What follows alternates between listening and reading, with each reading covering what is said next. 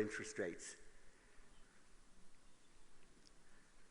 So the assets of an approved retirement fund are not taxed while they're invested, but they are taxed on withdrawal. And if you don't withdraw anything, the revenue treats you as if you have withdrawn 4% if you're under 70, and 5% if you're over 70. So if you don't draw it out, they'll tax you anyway. That's called an imputed withdrawal. I will finish there. That about sums up the Irish pension scheme. I think there are hundreds of funds. These are the approved PRSA providers, and these are the approved life assurance companies that provide pensions. And Zurich Life, for example, gives access to 53 funds, Irish Life to over 70, and so on. There are literally hundreds of pension funds that can be accessed. So just very simply the future, government to review the state pension system by 2020 with proposed changes to eligibility conditions to make the system fairer. Possibility of a second-tier pension scheme with auto-enrolment is proposed to get more people into pension provision. And finally, the Pensions Authority, thank goodness, is trying to reduce the number of individual schemes through a system of master trusts. I will leave it there. Thank you very much for your attention. Sayın Penny'e çok teşekkür ediyoruz değerli bilgiler için. İkinci konuşmacımız Sayın Mawson, kürsüye davet ediyorum.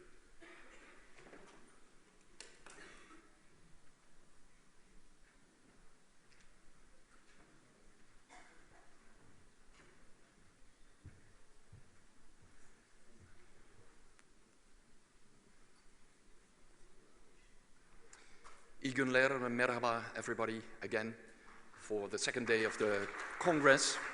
Teşekkürler.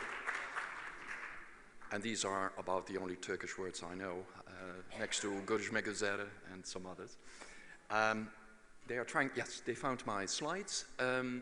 Some of you already know me because I also gave a speech yesterday. I am the chair of the supervisory board of MOB in the Netherlands, Rotterdam.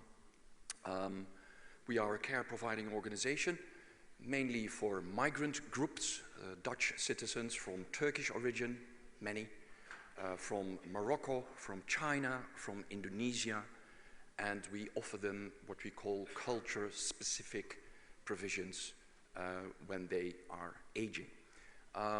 We have staff of 600, 2,000 clients, and a turnover, annual turnover of 18 million euros. This time I would like to share with you some thoughts on active aging and aging societies in Europe, and what are the challenges and opportunities they offer to us, and then the different stakeholders, governments, care providers, insurers, builders. I mean, you can think of many stakeholders who are affected by the impact of aging societies. First, let's have a look at these demographic developments. Probably you know it, but just let this trickle through in your mind what is happening at the moment. These are stats from Eurostat, the European Statistical Office, and the darker colors, the bluish colors, are men, and the more orange colors are women. And the darker colors is a prediction of the age groups that will develop in 2060. And the lighter colors that you see behind those dark clouds, so to say, are the amount of women and men based on 2008. So have a look, for instance, at the women, where you see the lighter cloud. Clearly we have this well-known pyramid of people, but people are really aging. So in the higher age groups, 80 plus specifically, the 80 plus amongst us are really exploding. They live much longer than was expected a couple of years ago. You see in 2060 how large these age groups are. So we are really talking about aging societies. Now, let's have a look at Turkey, because already it was shared with us today and also yesterday that Turkey is a relatively young country indeed.